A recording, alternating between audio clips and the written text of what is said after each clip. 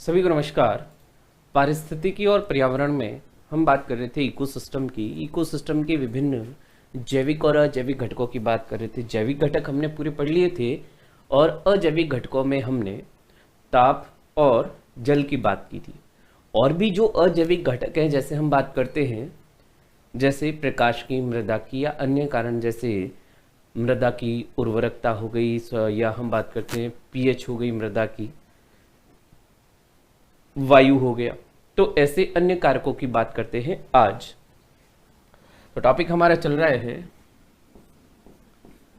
पारिस्थितिकी एवं पर्यावरण, और इसमें हम पढ़ रहे हैं इकोसिस्टम, पारिस्थितिकी एवं पर्यावरण और इकोलॉजी एंड एनवायरनमेंट। इसमें हम बात कर रहे हैं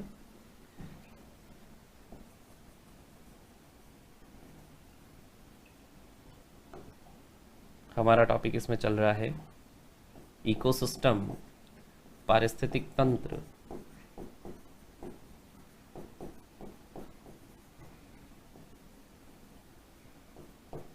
इकोसिस्टम।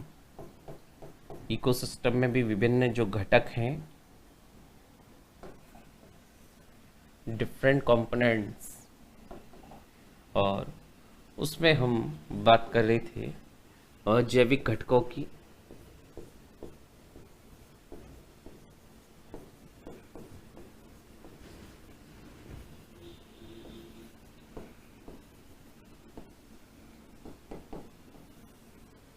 इसमें हम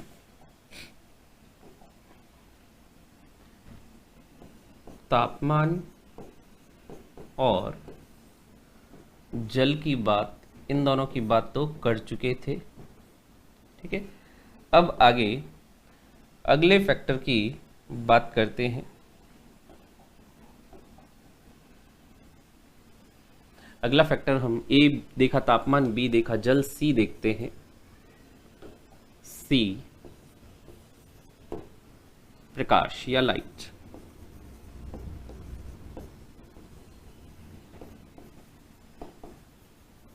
प्रकाश या लाइट।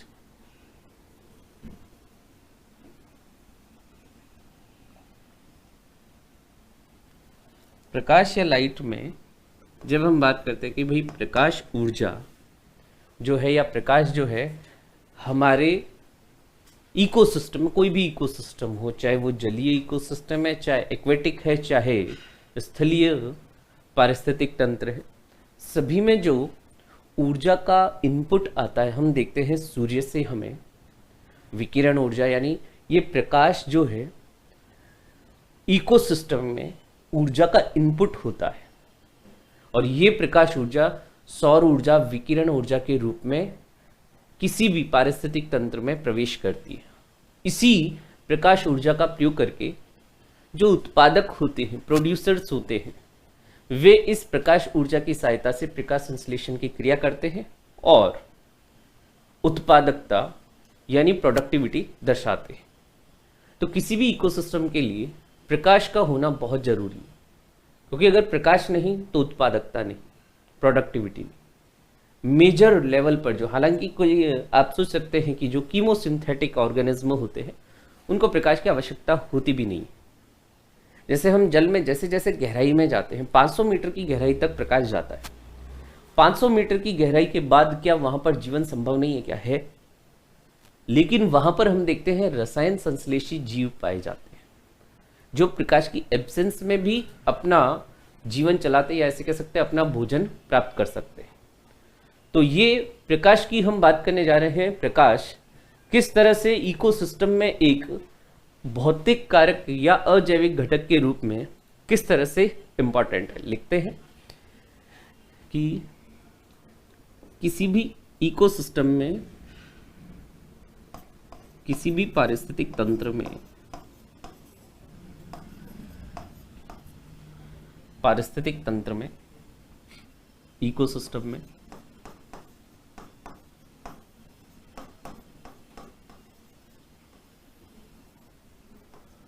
तंत्र में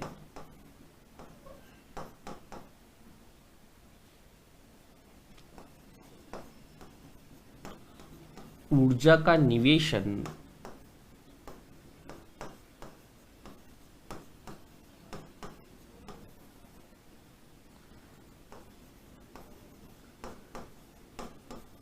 प्रकाश के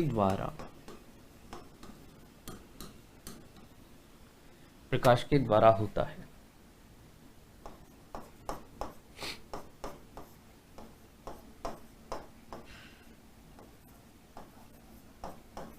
प्रकाश की उपस्थिति में, in the presence of light, प्रकाश की उपस्थिति में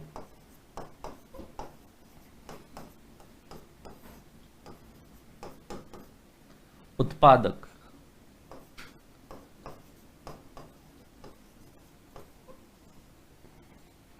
या प्रोड्यूसर्स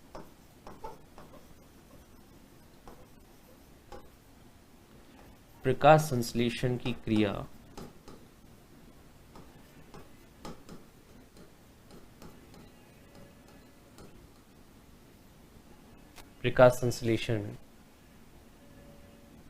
द्वारा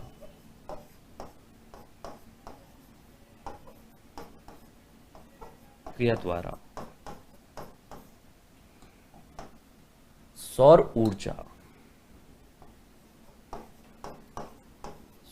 ऊर्जा एवं प्रकाश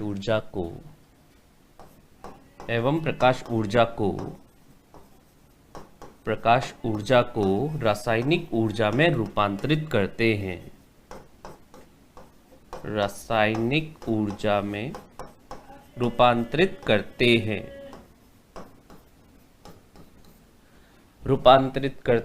और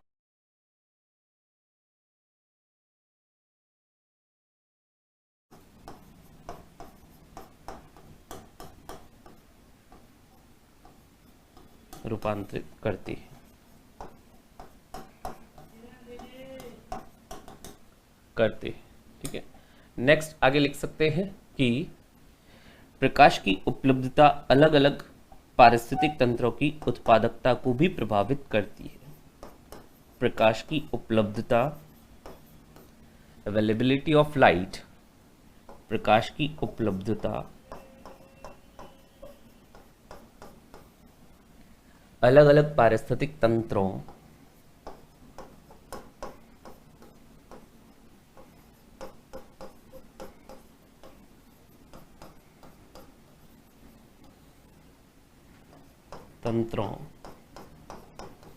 एवं इनके उत्पादकों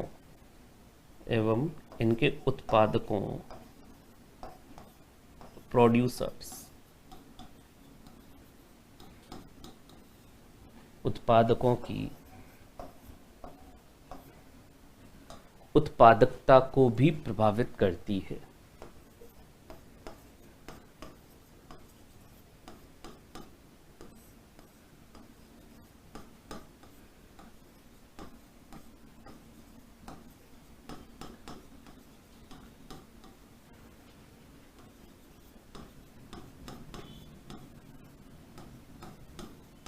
जैसे हम बात करते हैं, देखो, जब हम बात करते हैं ट्रॉपिकल रेन फॉरेस्ट की, जो भूमध्य रेखा, विषुवत रेखा, इक्वेटर के आसपास है, साल के लगभग 365 दिन वहां सूर्य की सीधी किरणें पड़ती है, यानी प्रकाश खूब अधिक मात्रा में मिलता है।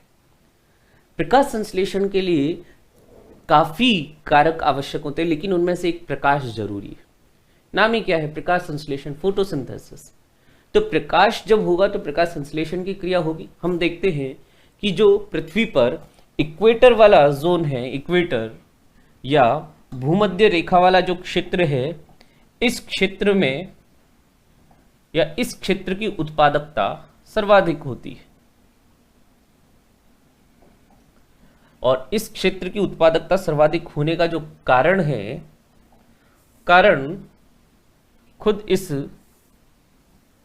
तथ्य में ही छुपा हुआ है। कैसे? देखो, ये जो विषुवत रेखा वाला क्षेत्र है, इसके आसपास प्रकाश किरणें लगभग 365 दिन ही प्रकाश किरणें सीधी प्रकाश किरणें यहां पहुंचती है।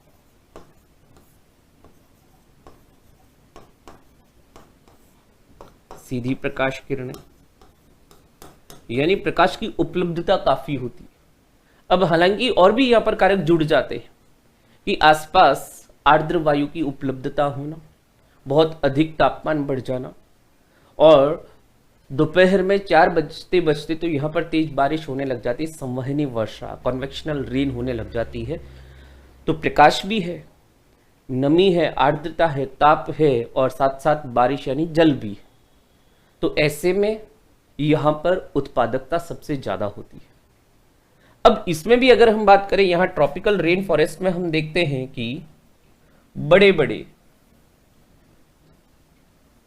पेड़ वगैरह होते हैं, बड़े घने घने पेड़ होते हैं। अब इन घने पेड़ों में ऊपर वाले ये जो पेड़ होते हैं, ये इनके ऊपरी भाग तो सूर्य से प्रकाश प्राप्त करते हैं, ऊपरी भाग वाले पत्तियां वगैरह होती हैं उनमें प्रकाश संश्लेषण की मात्रा ज्यादा होती है। लेकिन जो छोटी छोटी झाड़ियां या जो छोटे पौधे श्रब्स एंड हर्ब्स होते हैं, इन तक प्रकाश की मात्रा पहुंचती है कम। प्रकाश कम तो प्रकाश संश्लेषण भी कम होता है। तो अलग अलग इकोसिस्टम में जैसे हम बात करते हैं, यहाँ पर वनों में भी हम देखते हैं, जो ये उष्णकटिबंधीय वन है, भूमध्य रेखा के आसपास वाले, इन पर हम देखते हैं सबसे ज्यादा उत्पादकता, कारण प्रकाश की उपलब्धता। और इनमें भी अगर हम देखते हैं, बड़े जो वृक्ष होते हैं, इनके ऊपरी भागों में प्रकाश संश्लेषण की मात्रा ज्यादा, जबकि ऐसे छोटी झाड़ियों में प्रकाश संश्लेषण होता है कम, कारण प्रकाश की मात्रा कम। तो ये जो दो बातें हैं लिख लेते हैं इन्हें, कि उत्पादकता को प्रभावित करती है, जैसे जैसे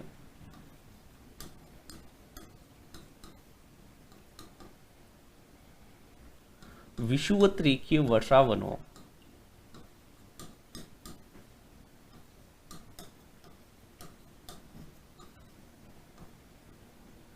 वर्षावनों को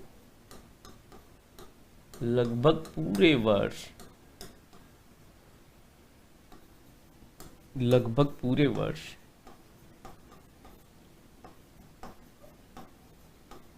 सूर्य का तेज प्रकाश प्राप्त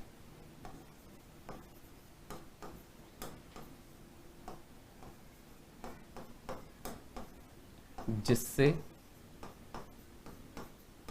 यहां प्रकाश संश्लेषण की क्रिया भी अधिक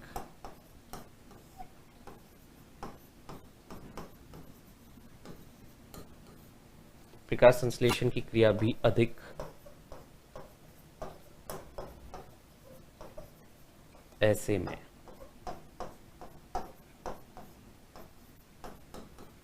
में इन वर्षावनों की उत्पादकता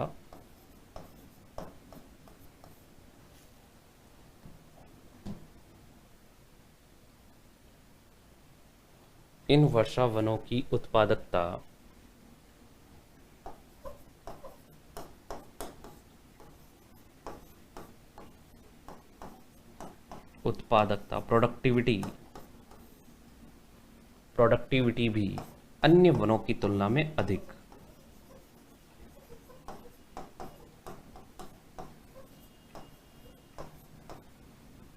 प्रोडक्टिविटी भी अन्य वनों की तुलना में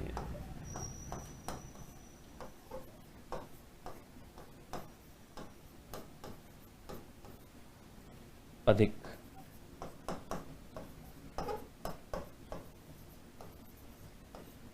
ये तो हमने बात की अलग अलग वनों के आधार पर। इवन अगर हम इसी एक वन में बात कर ले, इसी वर्षावन की बात कर लेते हैं, इसके अंदर भी अगर हम उत्पादकता की बात करें, तो ये बड़े जो पेड़ पौधे होते हैं उनके भी ऊपरी भाग जो होते हैं उनमें प्रकाश संश्लेषण की दर अधिक, जबकि ऐसे छोटे पौधे जो इनकी छाया में ढक जाते हैं उनकी उत्पादकता कम हो जाती है। ठीक है, लिख सकते हैं। इसमें एक और पॉइंट ऐड कर लेते हैं कि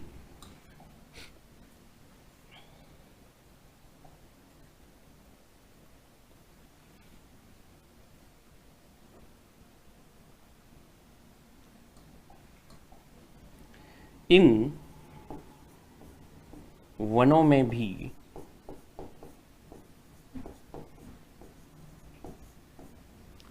बड़े बड़े बड़े वृक्षों के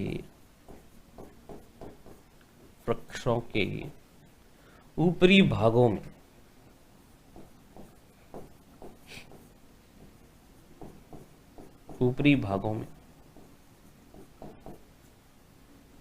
प्रकाश संश्लेषण की दर अधिक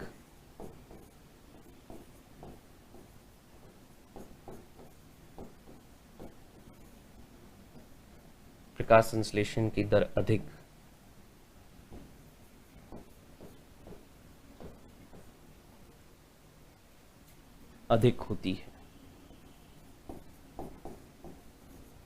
या अधिक, जबकि अन्य छोटे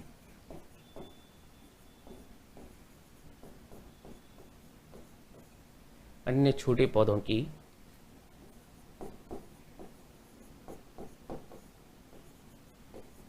उत्पादकता कम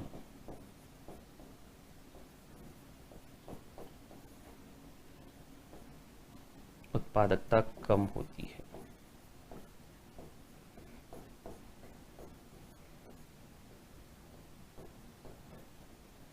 तो ये हमने बात की अजैविक घटकों में प्रकाश की एक और घटक की बात की। प्रकाश के बाद और हम आगे बात करते हैं मृदा की। मृदा की जब बात करते तो मृदा, जैसे हमने जब जल पढ़ा था तो जल में पढ़ाते समय मैंने एक बात कही थी कि जो स्थलीय पेड़ पौधे होते हैं वे मृदा से जलीय विलयन के माध्यम से अपने जो पोषक तत्व होते हैं वो ग्रहण करते हैं। यानी मृदा क्या है, ऐसे पोषक तत्वों की रिजर्वायर है, यानी क्या है, एक तरह से भंडार है ऐसे पोषक तत्वों का। पहली बात तो कोई भी जो जीव होते, खासतौर से अगर हम उत्पादकों की बात करते हैं, उत्पादक अपना भोजन स्वयं बनाते हैं, नो डाउट, लेकिन उन्हें भी वृद्धि के लिए या ऐसी जैविक क्रियाओं के लिए जो आवश्यक तत्व होते हैं वो कहां से प्राप्त होते हैं, मृदा से। दूसरी बात एक और करते हैं यहां पर कि मृदा में हम बात करते हैं कि जो सारे जो जैव भू रासायनिक चक्र होते हैं, जैसे हम बात करते हैं नाइट्रोजन चक्र की बात करते हैं, कार्बन चक्र की बात करते हैं, जल चक्र की बात करते हैं, ऑक्सीजन चक्र की बात करें, कैल्शियम चक्र की, सल्फर चक्र की बात करते हैं, गैसीय चक्र हो या अवसादी चक्र हो, सबके लिए जो रिजर्वायर होता है वो मृदा, यानी पृथ्वी की जो ऊपरी सतह में मृदा पाई जाती है वह इनका मुख्य घटक होती है।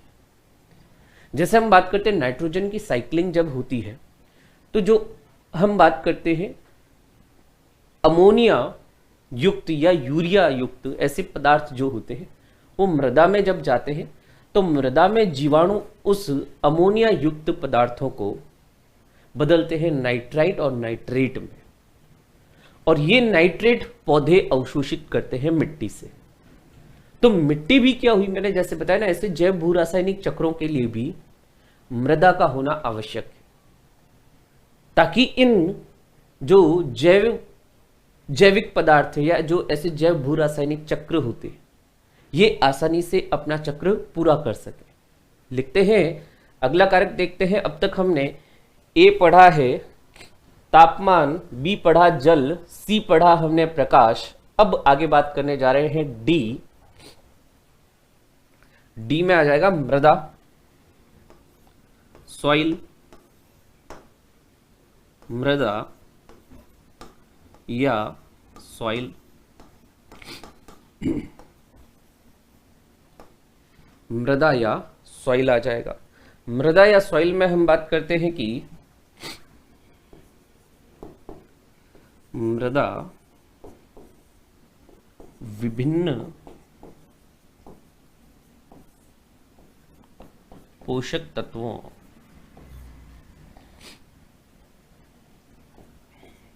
तत्वों का आरक्षी भंडार, स्टोरेज, आरक्षी भंडार या स्टोरेज होती है।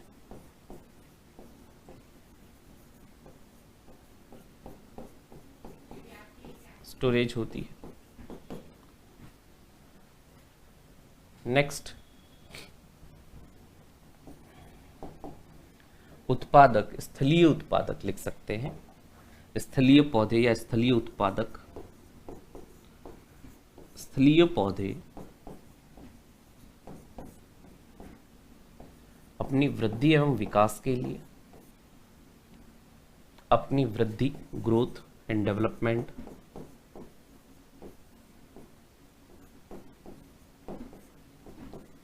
विकास के लिए, विकास के लिए मृदा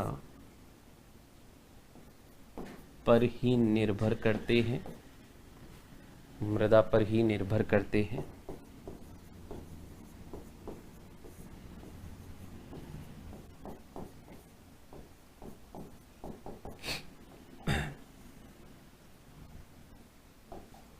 मृदा की ऊपरी सतह में उपस्थित पोषक पदार्थों को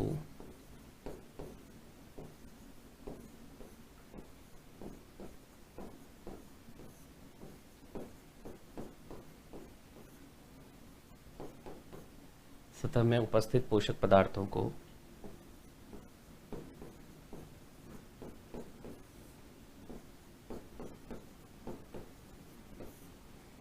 पोषक पदार्थों को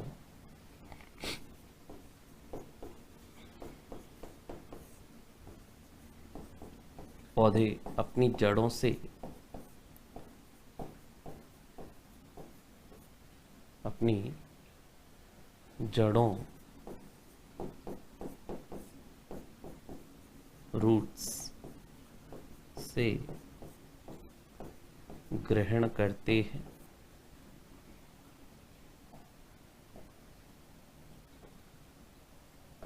ग्रहण करते हैं।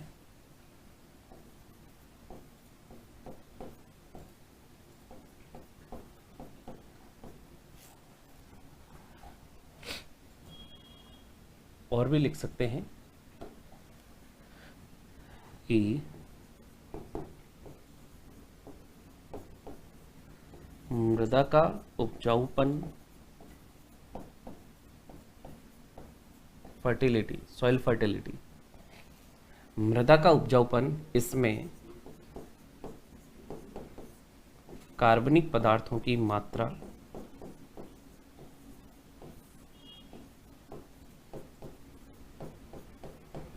कार्बनिक पदार्थों की मात्रा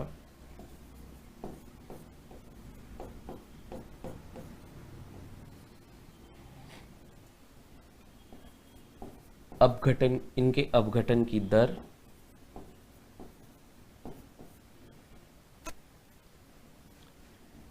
इनके अपघटन की दर,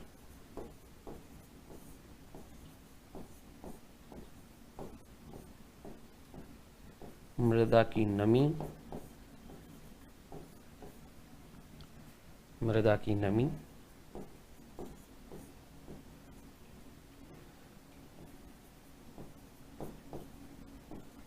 मृदा की जल धारण क्षमता,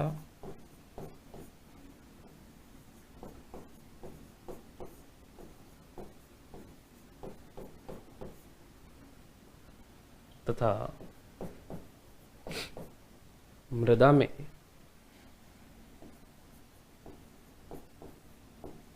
वायु संचार, एरेशन, वायु संचार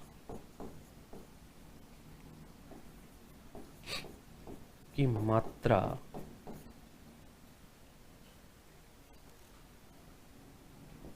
पर निर्भर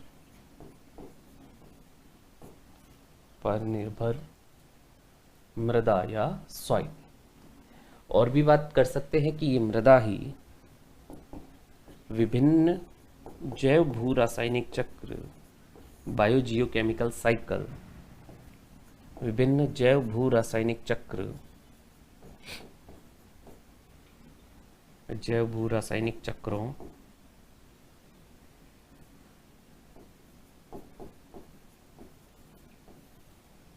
विभिन्न जैव भू रासायनिक चक्रों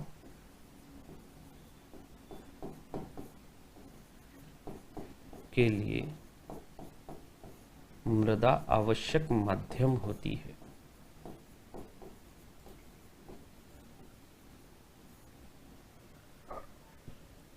मृदा आवश्यक माध्यम होती है।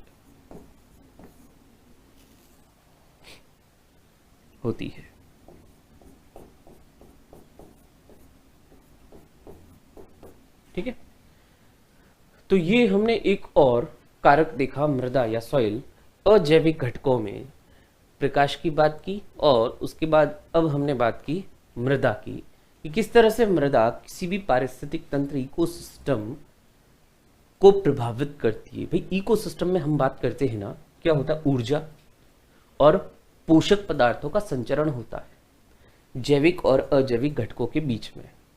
तो यहाँ पर ये जो मृदा है एक तरह से उन पोषक पदार्थों का क्या है, रिजर्वायर है। मृदा में जो नमी होती है, इसकी जल धारण क्षमता होती है, इसमें कार्बनिक पदार्थों की मात्रा, उनके अपघटन की दर, इनसे इसका उपजाऊपन क्या होता है, इन कारकों पर निर्भर करता है। अधिक उपजाऊ मृदा में जो उत्पादक होते हैं उनको पोषक पदार्थों की उपलब्धता भी आसानी से होगी। अब पोषक पदार्थों को इन पोषक पदार्थों की उपलब्धता अगर उत्पादकों को अधिक होगी तो ऐसे में उत्पादकों की वृद्धि भी ज़्यादा होगी, प्रकाश संश्लेषण ज़्यादा होगा, उत्पादकता अधिक होगी। उत्पादकता अधिक होगी तो सीधी सी बात है उसका प्रभाव जैविक घटकों पर निश्चित रूप से पड़ता है। तो एक और हमने ऐसा अजैविक घटक देखा, मृदा या सॉइल। अब जो और भी कुछ हम बात करते हैं यहाँ पर, जैसे वायु, वर्षा की मात्रा, या जैसे टोपोग्राफी की, यानी जो भौतिक उच्चावचन की बात करते हैं, ऐसे कई अन्य कारक होते हैं, उनके बारे में लिख लेते हैं। डी के बाद ई, अन्य घटक या अन्य कारक। ई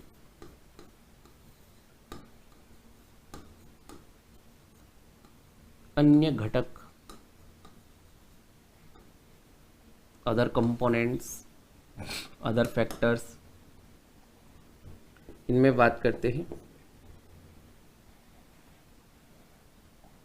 जैसे वर्षा की मात्रा, हालांकि देखो जल ही आ गया इसमें, लेकिन वर्षा की मात्रा, भाई सीधी सी बात है, जल की उपलब्धता अधिक होगी ज़्यादा वर्षा वाले क्षेत्रों में। जैसे हम इन रेन फॉरेस्ट की बात करते हैं, उष्ण कटिबंधीय या जो विषुवतरीय वर्षावन है, उनमें वर्षा की मात्रा भी ज़्यादा होती है। भाई प्रकाश तो था ही, साथ साथ वर्षा भी ज़्यादा है, तो वर्षा ज़्यादा तो जल भी ज़्यादा हो गया। भाई जब हम बात करते हैं ना कि फोटोसिंथेसिस, यानी जो प्रकाश संश्लेषण, उसमें कार्बन डाइऑक्साइड और जल मिलकर क्या करते हैं, सूर्य के प्रकाश की उपस्थिति में ये भोज्य पदार्थों का निर्माण करते हैं और ऑक्सीजन गैस मुक्त कर देते हैं। यानी प्रकाश तो होना ही था, प्रकाश की मात्रा तो आवश्यक थी ही थी, साथ साथ कार्बन डाइऑक्साइड और जल भी। अब ये जल कहाँ से आया, ये बारिश से आ गया, तो जल की मात्रा आवश्यक होती ही होती है। और ऐसे जो पारिस्थितिक तंत्रों की बात करते हैं, जलीय पारिस्थितिक तंत्र में तो पूरा सब कुछ जल ही है। इस जल से ही, क्योंकि वहाँ मृदा तो है नहीं, जलीय पौधे जो होते हैं उस जल से ही तो अपना पोषण ग्रहण करते हैं। ठीक है, तो लिखते हैं वर्षा की मात्रा के बारे में कि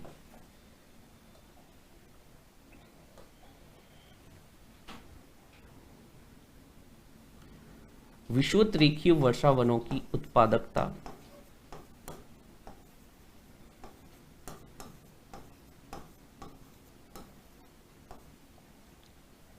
इक्वेटोरियल विषुवतरीय वर्षावनों, रेन फॉरेस्ट,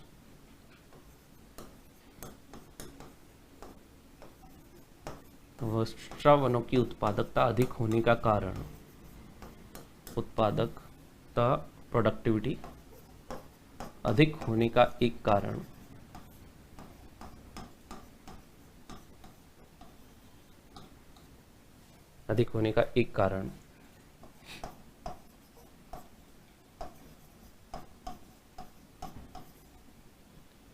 अत्यधिक वर्षा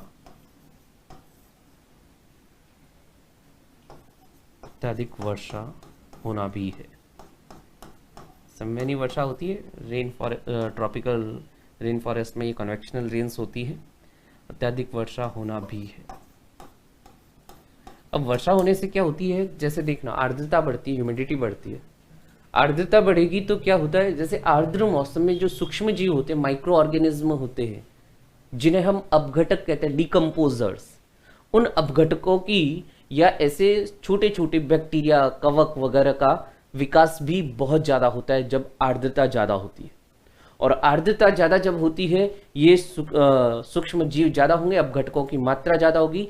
इससे क्या होगा कि इन वर्षा वनों में जो टहनियाँ, पेड़ पौधे वगैरह की टहनियाँ, फूल पत्तियाँ वगैरह जो होती है, वो क्या होती है, जैसे ही पृथ्वी पर मिट्टी में गिरती है तो मिट्टी में उपस्थित ऐसे सूक्ष्म जीव उनका अपघटन भी तेजी से करते हैं। आगे हम देखेंगे कि जो इकोसिस्टम या पारिस्थितिक तंत्र के जो विभिन्न कार्यों, उसमें एक कार्य ये भी है अपघटन, डिकम्पोजिशन। तो आर्द्र वातावरण में ऐसे पदार्थों का अपघटन, डिकम्पोजिशन भी ज्यादा होता है। और जब ये डिकम्पोजिशन ज्यादा होगा तो मिट्टी में मिलने वाले जो मिनरल्स या जो खनिज लवण है उनकी मात्रा भी ज्यादा होगी, मिट्टी का उपजाऊपन भी बढ़ेगा। मिट्टी का उपजाऊपन बढ़ेगा तो वही बात, उत्पादकता भी ज्यादा होगी। यानी पूरा एक चक्र के रूप में है। बारिश होती है और यहां पर आर्द्रता बढ़ जाती है। आर्द्रता बढ़ने से ऐसे सूक्ष्म जीवों की क्रिया में या अपघटन की क्रिया भी बढ़ती है, जिससे मृदा में ऐसे मिनरल्स या खनिजों का मिलना भी अधिक होता है। लिखते हैं कि वर्षा की मात्रा, विषुवत रेखीय वर्षा वनों की उत्पादकता अधिक होने का एक कारण अत्यधिक वर्षा होना भी है। और भी लिख सकते हैं, ज्यादा वर्षा से वातावरणीय आर्द्रता भी बढ़ती है।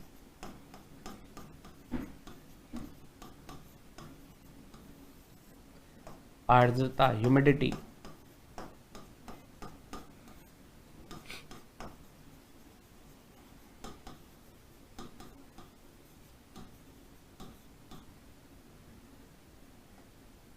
ह्यूमिडिटी भी बढ़ती है।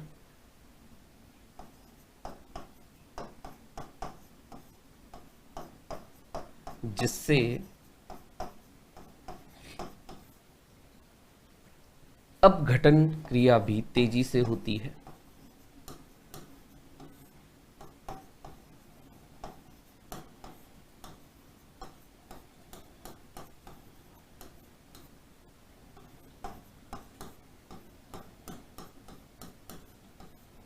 तेजी से होती है।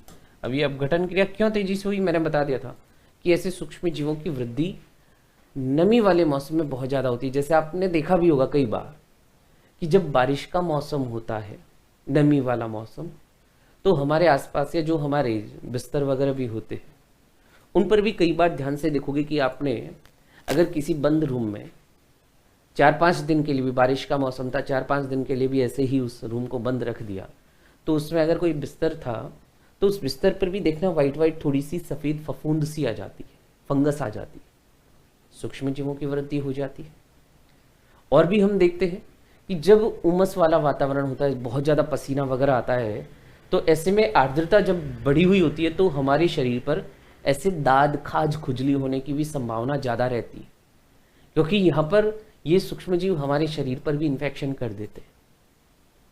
और भी अगर हम बात करें, जैसे कई बार ऐसे बारिश वगैरह के मौसम में देखा करो कि जूते या जो लेदर वाली चीज़ें होती है, जैसे बेल्ट हुआ या हमारा वॉलेट हुआ, पर्स वगैरह हुआ, इन पर भी हम देखते हैं सफ़ेद सफ़ेद सी फफूंद आ जाती है कई बार, कारण आर्द्रता। और यहाँ पर जब इन सूक्ष्म जीवों की वृद्धि होगी तो सूक्ष्म जीवों द्वारा होने वाली अपघटन भी क्रिया तेजी से होती है, जिससे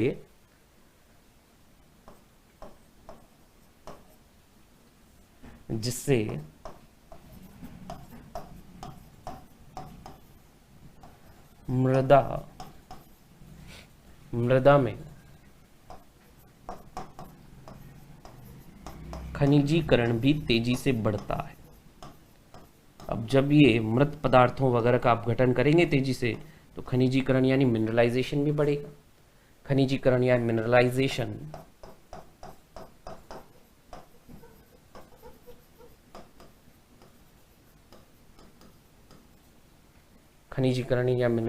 भी तेजी से बढ़ता है।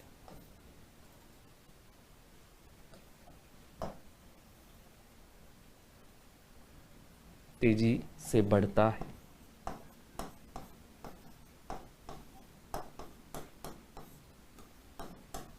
तथा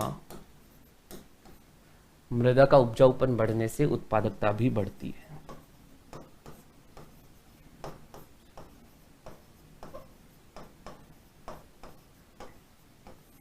उपजाऊपन बढ़ने से उत्पादकता भी बढ़ती है।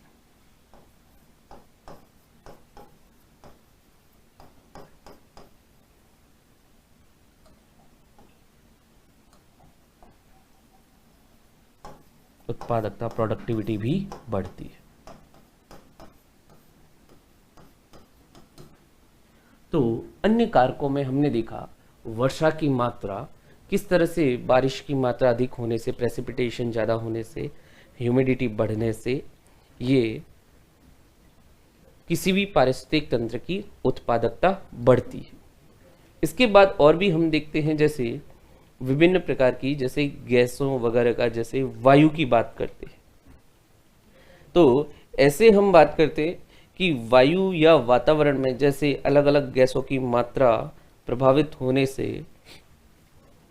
भी उत्पादकता प्रभावित होती है। जैसे हम देखते कई बार कि कार्बन डाइऑक्साइड, वैसे तो हम कहते हैं प्रदूषण युक्त गैस होती है, ग्रीन हाउस प्रभाव करती है, लेकिन इसका एक काम जो है वो बड़ा अच्छा है। वो क्या कि कार्बन डाइऑक्साइड ज़्यादा होने से पौधों में प्रकाश संश्लेषण की दर भी बढ़ जाती। कैसे? देखो, अपन ने बात की थी ना कि प्रकाश संश्लेषण के लिए कार्बन डाइऑक्साइड चाहिए और जल भी तो चाहिए और सूर्य का प्रकाश चाहिए। ठीक है, तो यानी कार्बन डाइऑक्साइड, जल हमने देखे लिया बारिश से आ जाएगा, प्रकाश हमने देख लिया कि वर्षावन जो होते वहां पर प्रकाश की मात्रा ज़्यादा। अभी कार्बन डाइऑक्साइड जितनी ज़्यादा होती है, तो कार्बन डाइऑक्साइड की मात्रा ज़्यादा होने से वायुमंडल में पौधों की उत्पादकता बढ़ती है। इसे हम कार्बन निषेचन या कार्बन फर्टिलाइजेशन भी कहते हैं। तो कहीं ना कहीं बढ़ी हुई कार्बन की जो मात्रा है वो प्रकाश संश्लेषण की दर को भी प्रभावित करती है, और प्रकाश संश्लेषण की दर प्रभावित होगी तो उत्पादकता भी प्रभावित होती है। और हम बात करते हैं कि वायुमंडल में हम देखते हैं सबसे ज्यादा अधिक मात्रा में होती है नाइट्रोजन गैस। अब नाइट्रोजन गैस की अधिकता होने से नाइट्रोजन के कई लवण जैसे नाइट्रेट के रूप में मृदा में पाए जा सकते हैं। मृदा से इस नाइट्रोजन का अवशोषण नाइट्रेट लवणों के रूप में पौधे कर पाते हैं, और ये नाइट्रेट जितनी ज़्यादा अधिक मात्रा में उपलब्ध होता है, पौधों की वृद्धि भी उतनी अधिक होती है। तो कई ऐसी गैसें भी प्रत्यक्ष या अप्रत्यक्ष रूप से इस पारिस्थितिक तंत्र में अजैविक घटक के रूप में उसकी उत्पादकता को प्रभावित करती है, जैविक घटकों की वृद्धि और विकास को प्रभावित करती है। तो देखते हैं अन्य घटकों में एक और लिखते हैं, वायु एवं विभिन्न गैसें।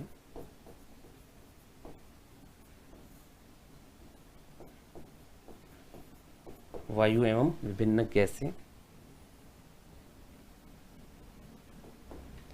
तो इसमें हम लिख सकते हैं जो अभी हमने बात की, चाहे कार्बन फर्टिलाइजेशन की बात की, चाहे हमने बात की कि कार्बन डाइऑक्साइड की कंसंट्रेशन हार्मफुल तो है जंतुओं के लिए, लेकिन जैसे ही इसकी सांद्रता बढ़ती है, ठीक है, इसकी सांद्रता दिन में तो हम देखते हैं कि फिर भी कम होती है प्रकाश संश्लेषण के कारण, लेकिन रात में इसकी सांद्रता बढ़ जाती है। तो लिखते हैं कि विभिन्न गैसें जैसे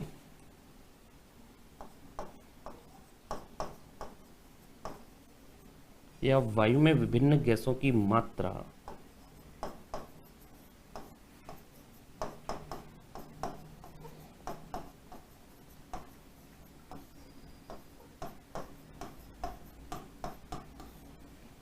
विभिन्न गैसों की मात्रा भी जैविक घटकों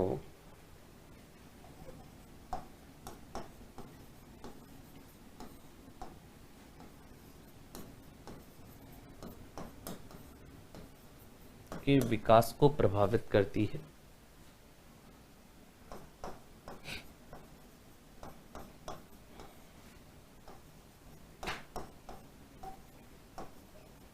प्रभावित करती है।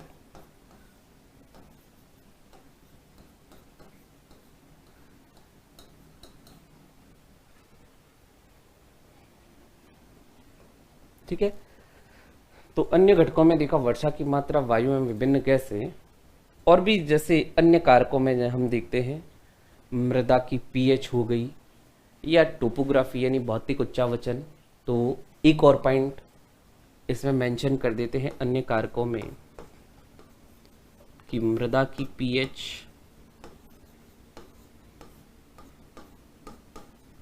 कॉमा भौतिक उच्चावचन टोपोग्राफी, भौतिक उच्चावचन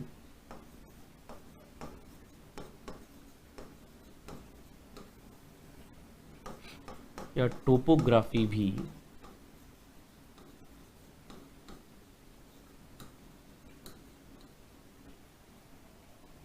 इकोसिस्टम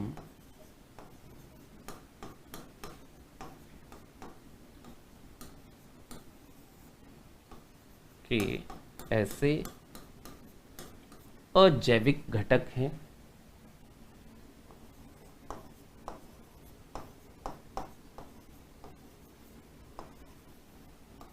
अजैविक घटक हैं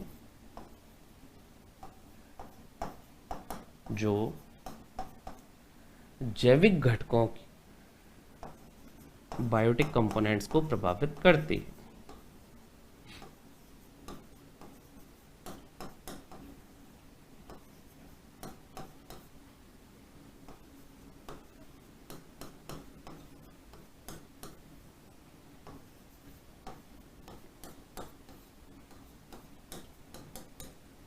जैसे मृदा की अम्लीयता ज़्यादा होने से इसके उपजाऊपन में कमी आती है, या क्षारीयता ज़्यादा होने से भी इसकी उपजाऊपन में जो कंपैरेटिवली उत्पादकता प्रभावित होती है। भौतिक उच्चावचन यानी टोपोग्राफी की बात करें, जैसे मैं दो धान के खेत या कोई भी ऐसे मान लें कोई भी फसल का कोई खेत ले लेते हैं, बेसिकली खेत की बात कर रहे हैं। खेत खुद अपने आप में क्या है, मानव निर्मित इकोसिस्टम है। तो एक खेत हम लेते हैं पहाड़ के ढालों पर और एक खेत लेते हैं हम समतल मैदानी क्षेत्र में, यानी भौतिक उच्चावचन अलग अलग है। एक तरफ तो ये पहाड़ के ढालों पर इस तरह से सीढ़ी नुमा खेती की जा रही है, और एक ये हम देखते हैं सीधा प्लेन भाग में ऐसा कोई खेत है। या फिर और देख लेते हैं जहां पर काफी जैसे भौतिक क्षेत्र में भी काफी इस तरह से अनियमितता है। अलग अलग क्षेत्रों में उपस्थित ऐसे जो खेत हैं, ग्रास फील्ड्स या खेत, या हम बात करें एक ऐसे मानव निर्मित इकोसिस्टम है जिनमें ये भौतिक उच्चावचन यानी टोपोग्राफी भी अलग अलग होने से यहाँ पर हम देखते हैं यहाँ पर उपलब्ध जल की मात्रा अलग होगी, लवणों की, पोषक पदार्थों की मात्रा अलग होगी, प्रकाश की मात्रा भी अलग होगी, तापमान में भी काफी परिवर्तन होगा। तो इस तरह से जब अलग अलग भौतिक उच्चावचन होते हैं तो उससे भी इकोसिस्टम की जो उत्पादकता होती है या उसके जो जैविक घटक होते हैं वो निश्चित तौर पे प्रभावित होते हैं। तो ये हमने भौतिक और अभौतिक घटकों की बात करके इकोसिस्टम की संरचना को तो पूरा पढ़ा। अब यहाँ पर नोट करके कुछ ऐसी डेफिनेशंस हैं जो कभी एग्जाम में पूछ भी लेते हैं कि किसी भी इकोसिस्टम में संरचना में जब बात करते हैं जैविक घटक भी होते हैं, अजैविक घटक भी होते हैं, कार्बनिक पदार्थ भी होते हैं, अकार्बनिक पदार्थ भी होते हैं, मृत पदार्थ भी होते हैं और जीवित पदार्थ भी होते हैं। तो इनकी जो मात्रा होती है किसी भी इकोसिस्टम में, जो इनकी मात्रा को दर्शाने के लिए हम देखते हैं अलग अलग ऐसे शब्दों या टर्मिनोलॉजी का प्रयोग किया जाता है। उनकी बात कर लेते हैं। दो ऐसी महत्वपूर्ण परिभाषाएं नोट करके इनको लिख सकते हैं।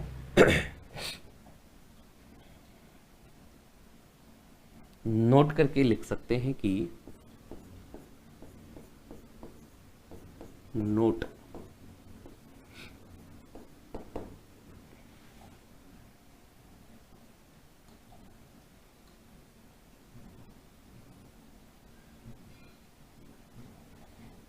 नोट में पहला तो लिखते हैं खड़ी फसल, स्टैंडिंग क्रॉप।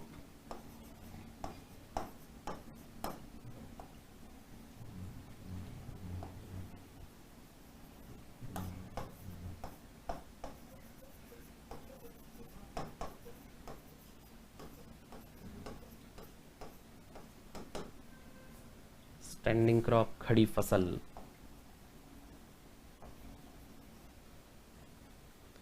और दूसरी तरफ लिख सकते हैं खड़ी अवस्था, स्टैंडिंग स्टेट।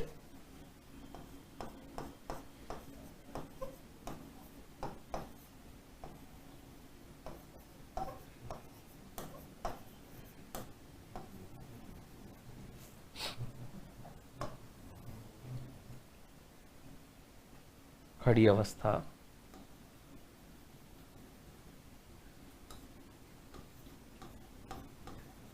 Standing state.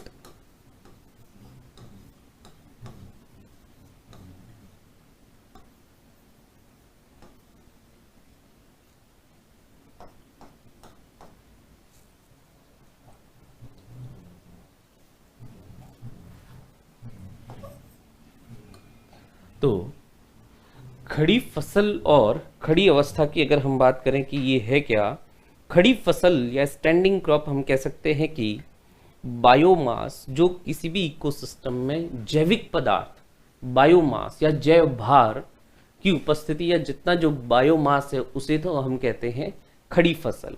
और अगर मैं स्टैंडिंग स्टेट की बात करूं या खड़ी अवस्था की, तो किसी भी इकोसिस्टम में उपस्थित जो अकार्बनिक पोषक पदार्थ हैं उन्हें क्या कहते हैं, खड़ी अवस्था या स्टैंडिंग स्टेट कहते हैं। दोनों में हम डिफरेंस के रूप में से पढ़ते हैं, देखते हैं क्या है ये स्टैंडिंग क्रॉप और स्टैंडिंग स्टेट। किसी इकोसिस्टम में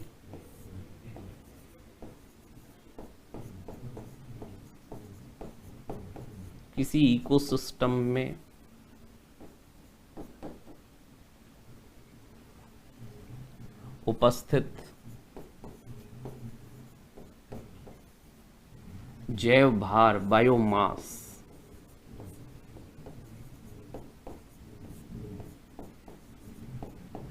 जैव भार या बायोमास की कुल मात्रा,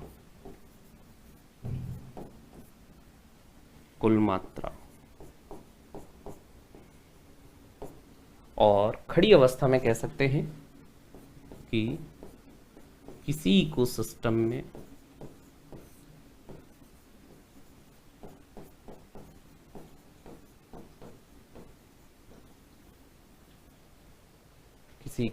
में उपस्थित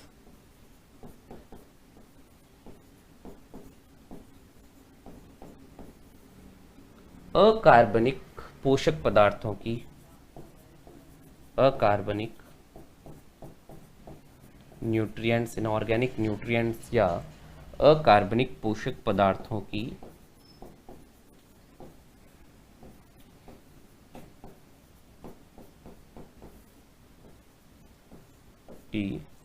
कुल मात्रा।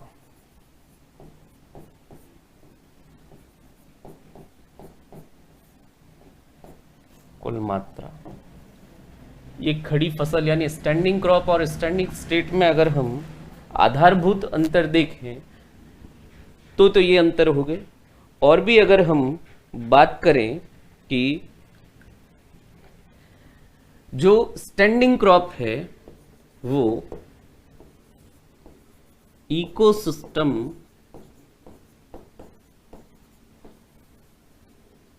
में जीवित पदार्थों या जीवों से संबंधित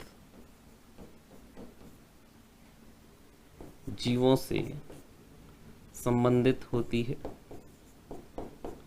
जबकि स्टैंडिंग क्रॉप तो जीवित पदार्थों जो लिविंग मैटर है उससे संबंधित, जबकि ये खड़ी अवस्था निर्जीव पदार्थों को दर्शाती है।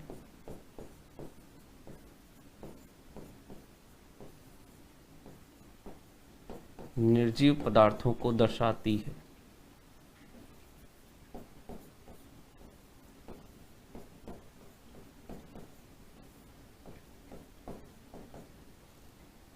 और बात करें स्टैंडिंग स्टेट में, जो हम देखते हैं विभिन्न पोषक पदार्थ, अकार्बनिक पोषक पदार्थ, इनका चक्रण होता रहता है।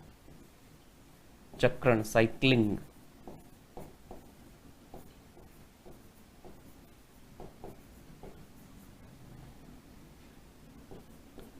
जबकि हम देखते हैं जीवित पदार्थ या स्टैंडिंग क्रॉप की बात करें, खड़ी फसल, इनका चक्रण, साइक्लिंग नहीं।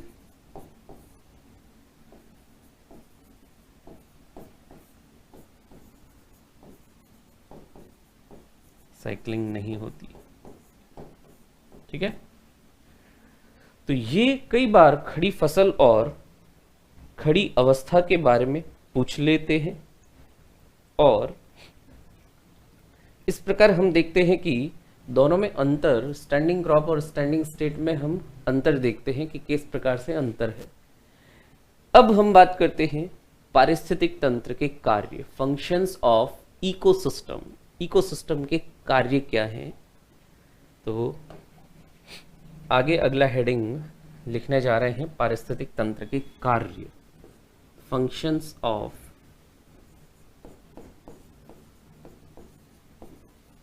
पारिस्थितिक तंत्र के कार्य, फंक्शंस ऑफ इकोसिस्टम।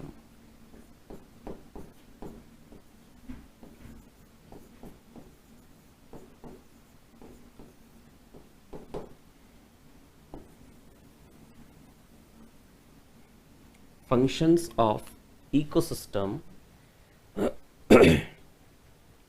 तो इसमें अगर हम बात करें कि पारिस्थितिक तंत्र में विभिन्न घटक होते हैं, जैसे हम बात करते हैं उत्पादक के रूप में हरे पेड़ पौधे, मृदा से या अगर जलीय पौधे हैं तो जल से पोषक पदार्थ ग्रहण करते हैं, प्रकाश की उपस्थिति में प्रकाश संश्लेषण करते हैं, वह प्रकाश संश्लेषण के दौरान उत्पन्न जो भी पोषक पदार्थ होते हैं या रासायनिक पदार्थ होते हैं, सरल भोज्य पदार्थ, उन्हें जो उपभोक्ता होते हैं वो ग्रहण करते हैं।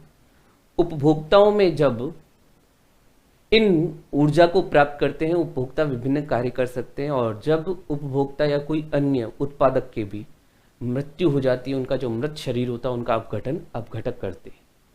तो विभिन्न इन आपसी संबंधों, हालांकि जो अलग अलग घटक अलग अलग हैं, इसके खूब सारे घटक हैं, लेकिन वे एक यूनिट के रूप में यानी एक इकाई के रूप में कार्य करते हैं। तो पारिस्थितिक तंत्र के कार्य में मेंशन कर सकते हैं कि पारिस्थितिक तंत्र के विभिन्न घटक या पारिस्थितिक तंत्र में विभिन्न घटक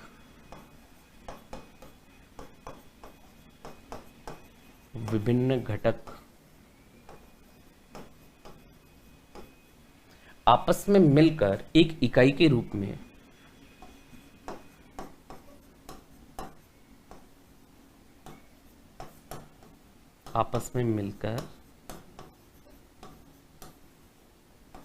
एक इकाई के रूप में कार्य करते हैं।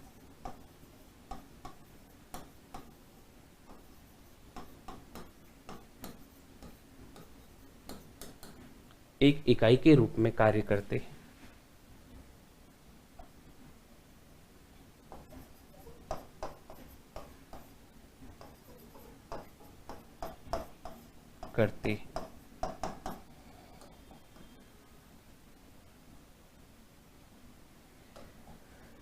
ये घटक एक दूसरे पर निर्भर करते हुए, ये घटक कंपोनेंट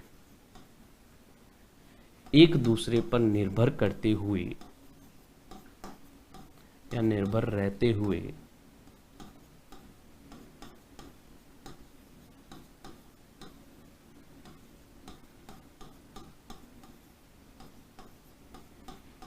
निम्नलिखित कार्य करते हैं।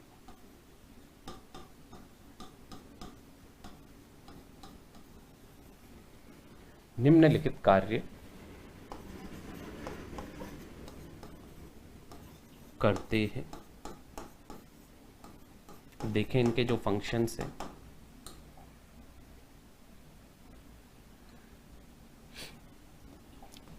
चार प्रमुख कार्य जो हैं, पहले नाम लिखते हैं, फिर इनको समझकर इनके बारे में बात करेंगे।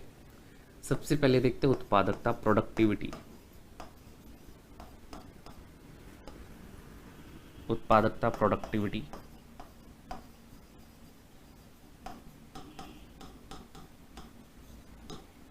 फिर देखते हैं अपघटन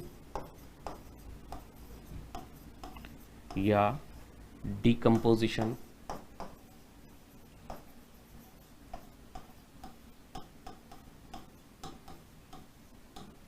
फिर बात करते हैं ऊर्जा का प्रवाह, एनर्जी फ्लो।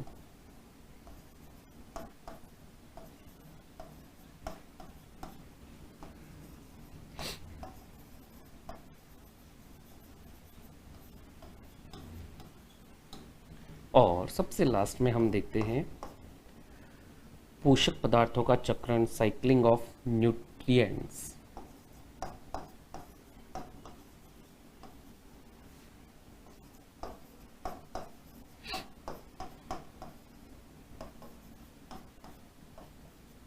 चक्रण, साइक्लिंग ऑफ न्यूट्रिशन या न्यूट्रिएंट्स,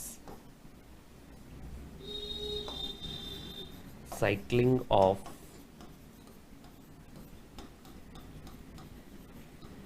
न्यूट्रिएंट्स।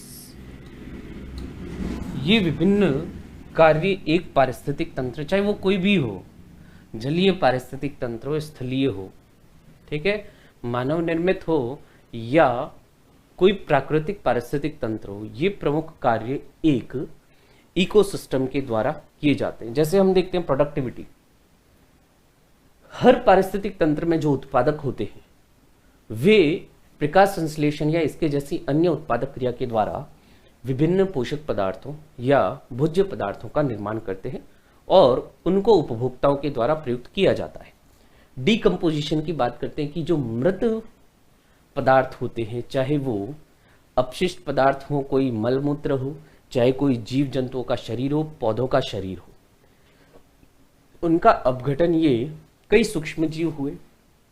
और भी जैसे हम बात करते हैं मिट्टी में अप्रधारी होते हैं, डेट्रीवोर्स होते हैं, जैसे हम बात करते हैं कींचुआ, या कई ऐसे कृमि होते हैं जो क्या करते हैं, ऐसे मृत पदार्थों का अपघटन तेजी से करते हैं। क्या परिस्थितियां होती है, क्या अलग अलग उसके चरण होते हैं, वो सब इसमें बात करेंगे। ऊर्जा का प्रवाह, ऊर्जा का प्रवाह हमेशा एक दिशी होता है, उत्पादक से उपभोक्ताओं की ओर। इसमें हम देखेंगे विभिन्न प्रकार के जो पिरामिड होते हैं, किस तरह से प्राथमिक, द्वितीयक, तृतीयक उपभोक्ता होते हैं, शीर्षस्थ उपभोक्ता क्या होते हैं, और लास्ट में ये पोषक पदार्थों का चक्रण किस प्रकार होता है। विभिन्न जैव भू रासायनिक चक्रों के माध्यम से हम इन्हें समझेंगे। अवसादी चक्र क्या होते हैं, गैसीय चक्र क्या होते हैं। तो इस प्रकार किसी भी इकोसिस्टम की जो सर्विसेज होती हैं, एक इकोसिस्टम के जो कार्य होते हैं, इन चारों कार्यों को अलग अलग हेडिंग के अंतर्गत एक एक करके इनकी बात करेंगे आने वाली क्लासेस में। तो बाकी बात करेंगे इससे संबंधित, टॉपिक से संबंधित जो एक एक पॉइंट है उनको क्लियर करते हुए अगली क्लासेस में बात करेंगे। तो बाकी बात नेक्स्ट क्लास में। Thank you very much.